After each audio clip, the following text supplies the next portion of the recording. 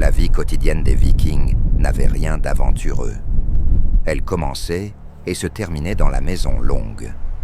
Une bâtisse en bois, en tourbe ou en pierre, sombre, enfumée, construite pour résister au froid, au vent et aux hivers interminables. Toute la famille y vivait ensemble.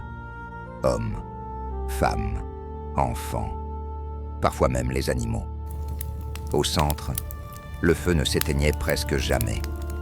Il servait à cuire la nourriture, à se chauffer, à éclairer les longues nuits nordiques. Les Vikings dormaient peu confortablement, sur des bancs en bois, des peaux d'animaux, parfois à plusieurs dans le même espace. Les femmes géraient le foyer. Elles cuisinaient, tissaient les vêtements, conservaient la nourriture, administraient les réserves. Les enfants travaillaient très tôt. Il n'y avait pas d'enfance au sens moderne. Chacun avait un rôle à jouer pour la survie du groupe. Chez les Vikings, la famille n'était pas un refuge. C'était une unité de survie. Chez les Vikings, survivre était un travail permanent. La majorité n'était ni guerrière, ni exploratrice. C'étaient des paysans. Ils cultivaient l'orge, le seigle, élevaient des moutons, des chèvres, parfois des bovins. Chaque saison décidait de la survie de l'hiver suivant.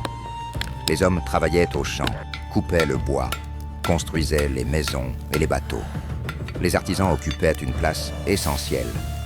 Forgerons, menuisiers, tanneurs. Sans eux, pas d'outils, pas d'armes, pas de commerce. La mer faisait partie du quotidien, pas seulement pour voyager ou piller, mais pour pêcher, échanger, relier les communautés. La société viking était organisée. Chaque homme libre connaissait sa place. Les chefs commandaient, les fermiers produisaient, les esclaves travaillaient sans droit. Chez les Vikings, travailler n'était pas un choix, c'était une condition pour rester en vie. La société viking n'était pas chaotique. Elle reposait sur des lois strictes, connues de tous. Les conflits ne se réglaient pas uniquement par la violence. Ils étaient portés devant le Thing.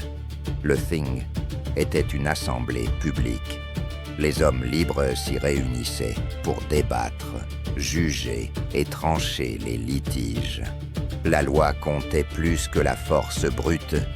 Même un chef pouvait être condamné s'il la transgressait. L'honneur occupait une place centrale dans la vie viking.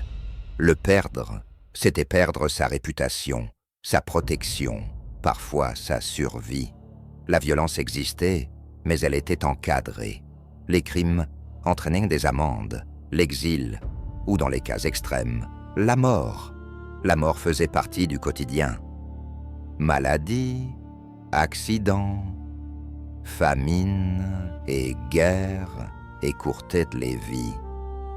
Chez les Vikings, vivre signifiait respecter la loi et accepter que la mort soit toujours proche.